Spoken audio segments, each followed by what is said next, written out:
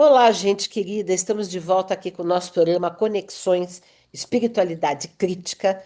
E hoje uma pessoa querida, especialíssima aqui conosco, a Litsa Morim, que de minha pupila virou uma mestre, doutora em educação, nossa colaboradora na Universidade de Pampédia e agora que será autora de um livro que nós estamos publicando agora em setembro. Mas vamos começar pelo começo. Oi, Litsa, tudo bem? Seja bem-vinda aqui.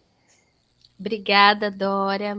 Hum. É um prazer conversar com você e é muito bom estar com as pessoas que nos assistem, que gostam da Universidade Livre Pampédia e da BPE.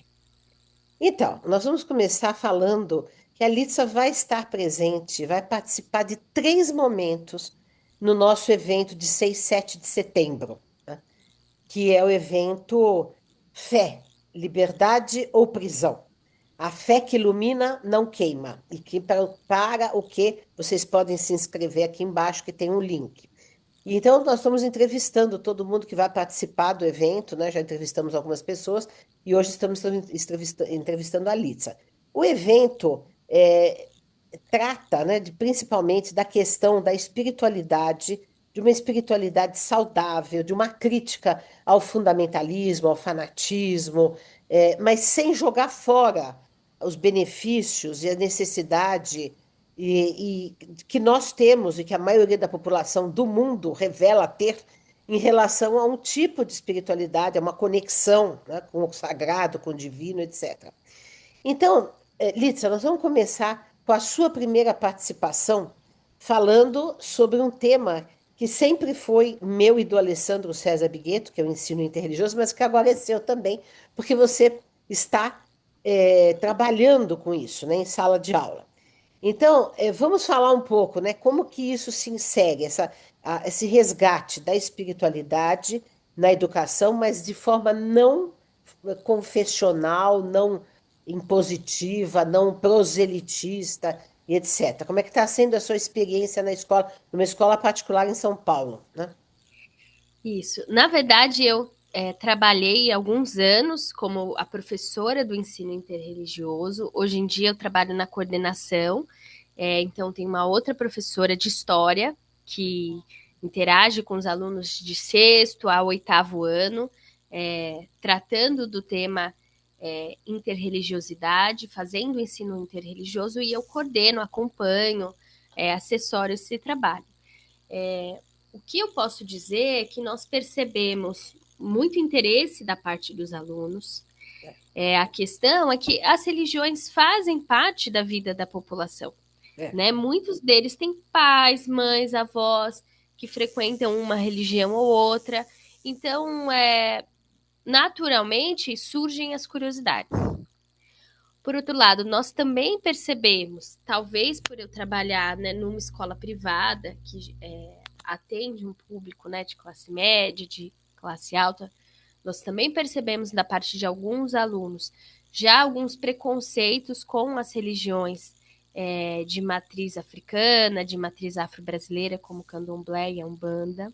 Então, no começo desse trabalho, eu ainda era professora. Alguns alunos perguntavam: é, a Umbanda é fazer trabalho, é fazer macumba, sempre associando isso a uma coisa negativa, que fosse prejudicar alguém. Né? E nós fomos fazendo um trabalho de apresentar outras facetas, né? E eu tive, assim, uma experiência maravilhosa, por exemplo, primeiro, a gente tem que dizer, né? A gente diz sempre para as famílias: o ensino interreligioso não é uma proposta confessional, né? Nós não queremos doutrinar converter ninguém. ninguém É, para nenhuma religião, mas nós entendemos que as religiões fazem parte do patrimônio histórico-cultural da humanidade.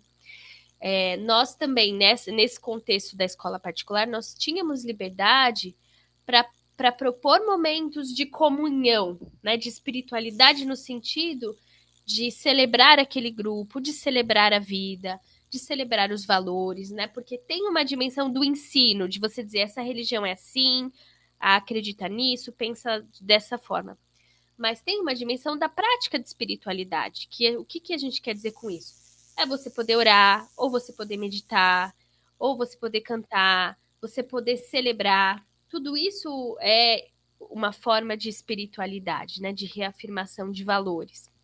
E você falando dessa questão, por exemplo, do candomblé, também reforça uma tese que eu sempre defendi, que o ensino interreligioso serve como antídoto da intolerância, da perseguição religiosa, porque quando você passa a conhecer o outro, né, e os outros, né, você vê as riquezas do outro, dos outros, e tem uma possibilidade de ter um diálogo e de não exercer um preconceito em relação ao outro, né? Ah, sim, certamente. Alguns outros elementos que são interessantes é que você consegue trabalhar no ensino interreligioso muita interdisciplinaridade. Então, Isso. por exemplo, história da arte. Né? Eu fiz com os alunos, quando nós fomos estudar o cristianismo, nós fizemos leituras de quadros clássicos que retratavam cenas da vida de Jesus. E é uma coisa que é super incomum nas escolas, você aprender a ler imagens, né? Sim. Apesar de ser proposto pela BNCC, muitas vezes os professores não têm esse repertório. E era muito interessante. Então, é assim que eu sempre trabalhei, né, de maneira interdisciplinar. Os meus livros, Todos os Jeitos de Crer, junto com o Alessandro, também são nesse sentido. Agora, veja, essa coisa do ensino interreligioso, que é uma coisa que nós propusemos aqui no Brasil, né? Eu e o Alê começamos. Agora todo mundo faz, mas fomos nós que começamos, nós publicamos a primeira coleção interreligiosa do mercado, né? Que foi Todos os Jeitos de Crer, que ainda está aí à venda. Mas aí outros copiaram, outras editoras, outros grupos copiaram, agora todo mundo tem. Mas veja, é uma ideia que remonta a Comênios, né? E a Pestalozzi, né? Pestalozzi em Verdun praticava isso também, né?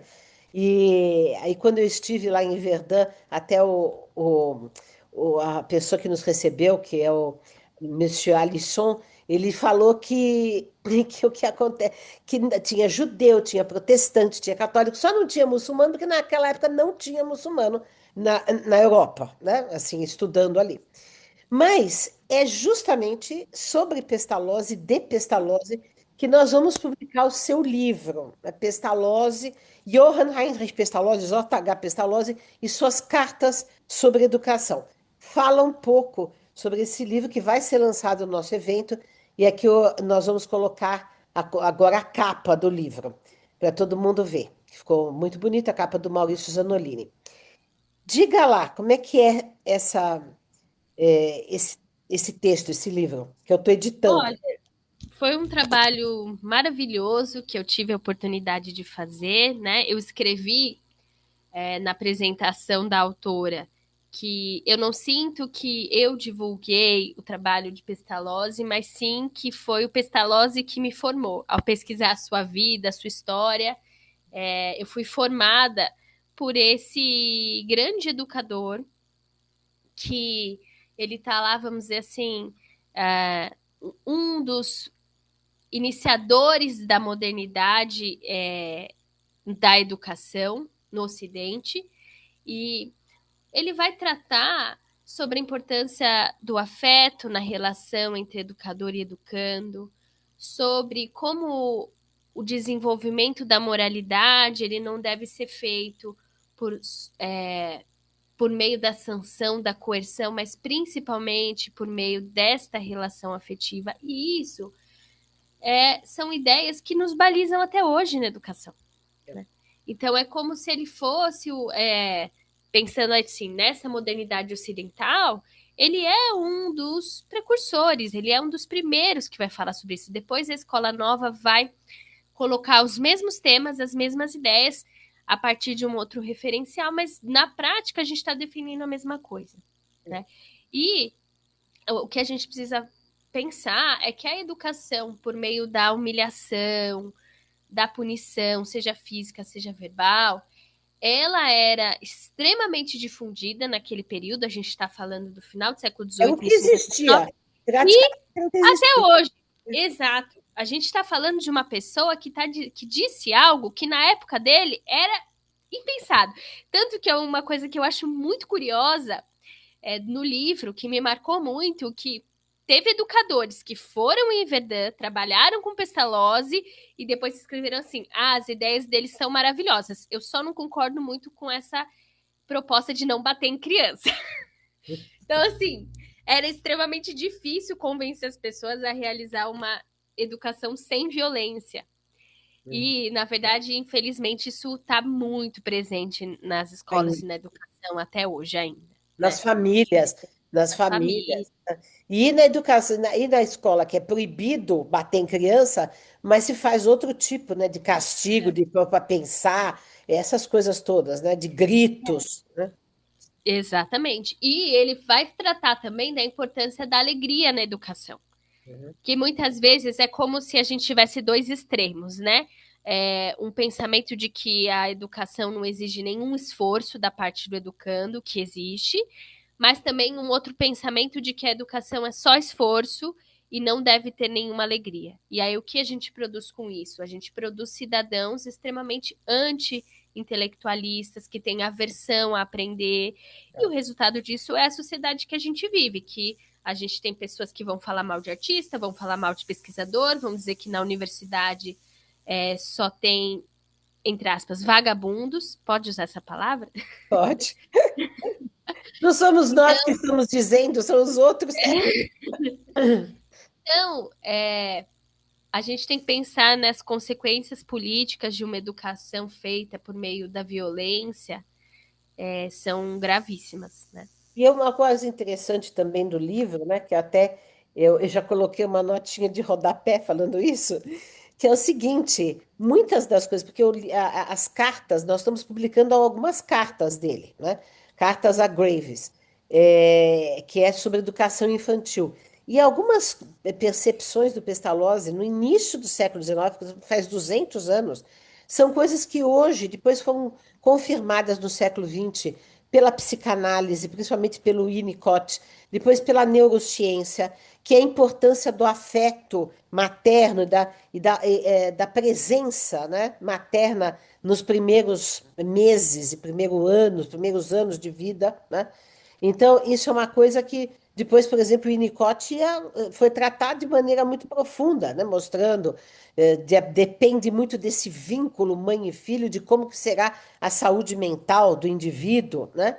Então, é um livro que traz ideias, como você, a todas que você falou até agora, e eu acho que eu estou falando agora, que são muito atuais, né? Quer dizer, então, tem 200 anos, mas a educação anda no passo de lesma, né? Vamos combinar, né?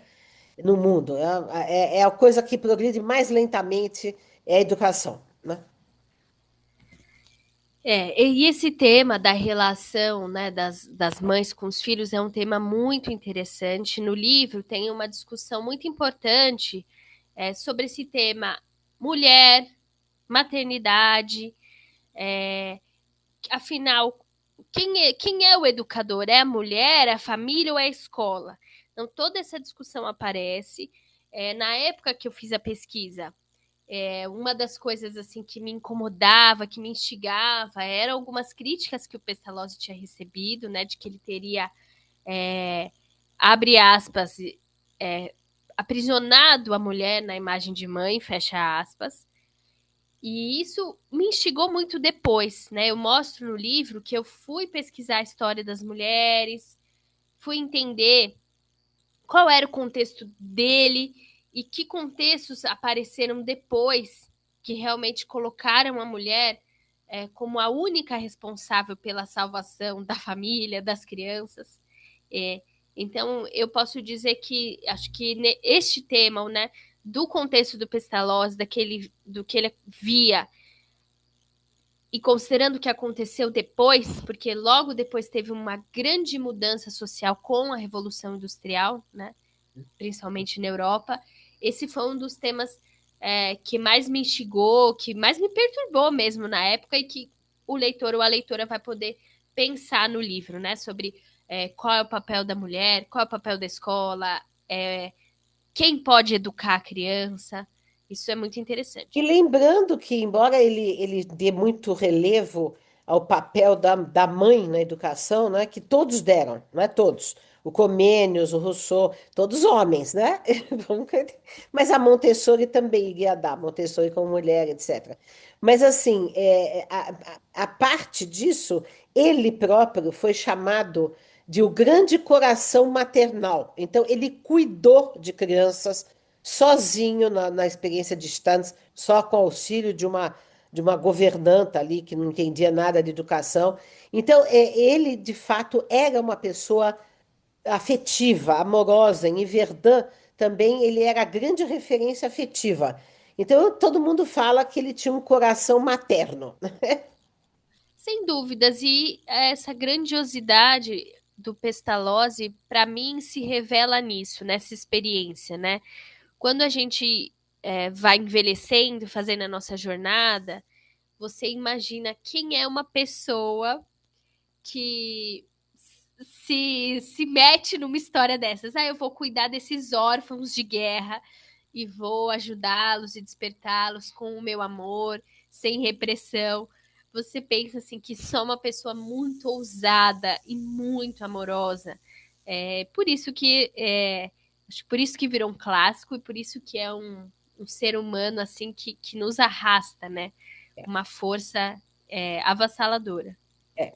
E aí a gente vai emendar no outro tema que você também vai participar, porque assim, o Pestalozzi, ele está presente conosco no nosso projeto da BPE, da Universidade de Pompeia, do Espírito de Pestalozzi. Eu já recebi muitas vezes, tem um livro psicografado é, com o ditado dele, né?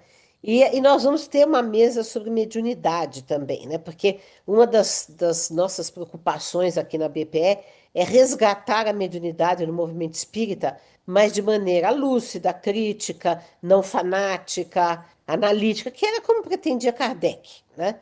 E você, Litsa, desenvolveu conosco a sua mediunidade, inclusive você foi uma das jovens que entrou lá, bem jovem, e foi desenvolvendo no nosso grupo mediúnico da BPE a mediunidade que hoje você lida muito bem com ela, né? Então, fala um pouco dessa experiência e do que significa, né, como que nós encaramos e praticamos a mediunidade na BPE. Sim. É importante dizer que eu participo do movimento espírita desde a minha infância, né? Nasci numa família espírita, mas eu participava do movimento espírita hegemônico, tradicional. Nunca tinha sido incentivada a desenvolver a mediunidade, porque os centros espíritas realmente fecham muito as portas para isso. Ó, Quando eu comecei a fazer parte da Associação Brasileira de Pedagogia Espírita, fiz o curso de pós-graduação em Pedagogia Espírita e fui convidada a participar de um grupo mediúnico que tinha se formado, né? Acho que pode dizer, de certa forma, informalmente, de ex-alunos. E foi nesse grupo que, nessa época, eu tinha 20 e poucos anos, então eu fiquei 10 anos aprendendo, ao contrário de algumas amigas que chegaram no grupo e já receberam espíritos, fizeram práticas mediúnicas, eu demorei. E eu acho que foi uma jornada, eu tinha muitas inseguranças, tinha traumas, tinha questões bem delicadas. E a amizade do grupo, a leveza, foi o que me marcou. Eu me sentia muito confortável para errar e para dizer, gente, eu vou receber aqui, não sei o que que é, não sei se é certo, se é errado, se é meu, se não é, né? Depois a gente vê. E as pessoas sempre falavam isso mesmo. Deixa rolar, depois a gente analisa. Então, foi realmente muito gratificante. Hoje eu tenho uma prática muito autônoma. Eu pratico a mediunidade no grupo, pratico na minha casa, é, tenho muita segurança, muita tranquilidade. É, então, tenho muita gratidão pela Associação Brasileira de Pedagogia Espírita, pela própria amizade. E acho que é isso que o movimento espírita precisa resgatar, né? O nosso grupo é muito leve, ele é muito afetivo. E aí ele é nós muito estamos sem hierarquias, como o Pestalozzi. E temos também é muito importante dizer, né? Sem hierarquias. Não tem ninguém que tenha a palavra final. Todo mundo vai falar sobre o que está sentindo, o que está percebendo. Nós podemos deixar questões em aberto. que a gente não vê isso. Em muitos centros, você tem uma liderança que é ela que dá a palavra final, que é ela que diz quem fala, quem não fala, a hora que fala, quem tá certo, quem tá errado. Isso nunca aconteceu. É claro que a gente tinha sempre, tem pessoas mais experientes que dão conselhos, mas é muito diferente dar um conselho de dar uma ordem, né? Sim. Não, e ter segurar a coisa na mão, né? Quer dizer, e agora, e outra coisa, né? Quer dizer, dentro dessa ideia do afeto, né? Porque é o afeto que tem que reger tudo, né? Se não tem afeto, fica uma coisa fria, distante, hierárquica, né? Mecânica. Então, o afeto é a mola que move um grupo saudável, né? E isso também resultou que nós somos uma rede de apoio uns aos outros, né? Quer dizer, eu tive o câncer, fui apoiada por esse grupo, as pessoas me cuidaram, depois a Catita teve câncer, nós cuidamos, né? Então agora temos uma outra companheira que também está com câncer, nós estamos cuidando.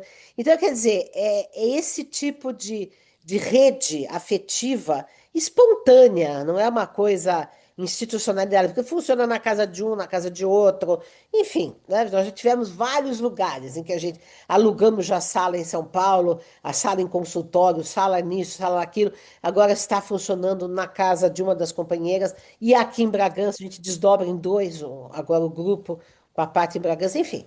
Então, é esse tipo de coisa que a gente também tem apresentado em nossos eventos, em nossas conversas, que é o resgate da mediunidade no perfil que imaginava Kardec. Espontâneo, racional, crítico, afetivo, familiar, né? Porque grupos familiares, ele falava que eram os melhores, né, para que pudesse ter justamente essa liga afetiva, né? Que produz uma homogeneidade de pensamento, né? Sim, eu gostaria que todas as pessoas pudessem experimentar na prática mediúnica o que a gente viveu.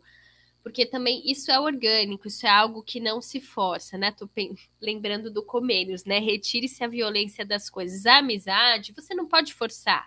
É. As pessoas têm que estar de coração aberto, tem que ter tolerância, porque nem todo mundo vai concordar sobre tudo ao mesmo tempo. Mas tem uma certa afinidade de pensamentos, né? Não, isso é algo que o centro não pode fazer por decreto. A partir de agora seremos amigos na reunião mediúnica. Exato, exato. Depende Não, é o realmente. surgimento do grupo. Não, mas é por isso também que o único critério que nós temos até hoje para participação do grupo, é que a pessoa tenha feito a pós-graduação em pedagogia espírita. Por quê? Porque já tem uma afinidade com a nossa proposta, já está dentro da nossa, né, vibração, digamos assim. Então, isso gera uma afinidade maior, porque tem que ter afinidade, né? A questão do afeto é também uma questão de afinidade espiritual, afinidade de ideias, né? Então, é por aí. É por aí.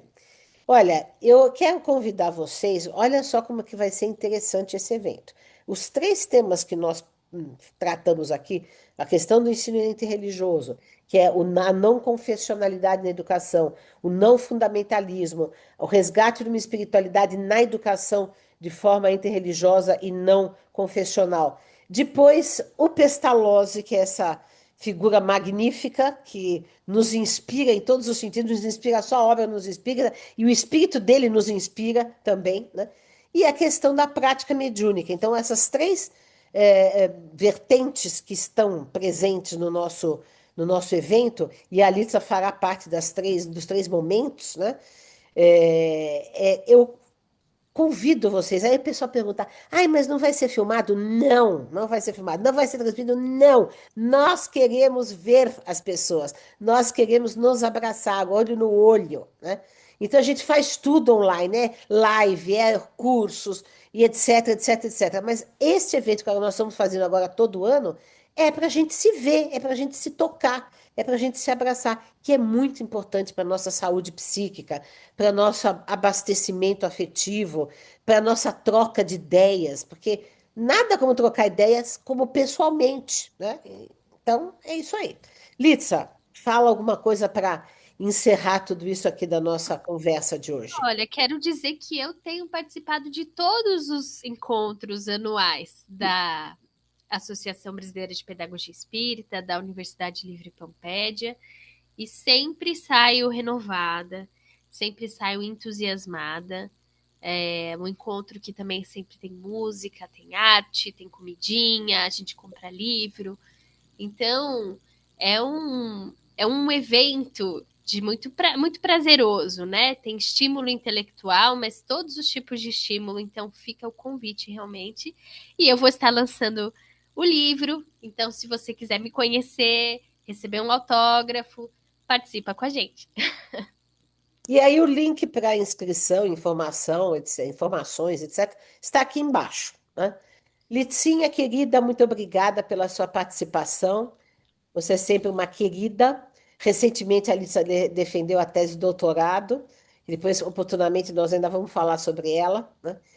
Na USP, eu participei da banca, foi muito, muito bom, né?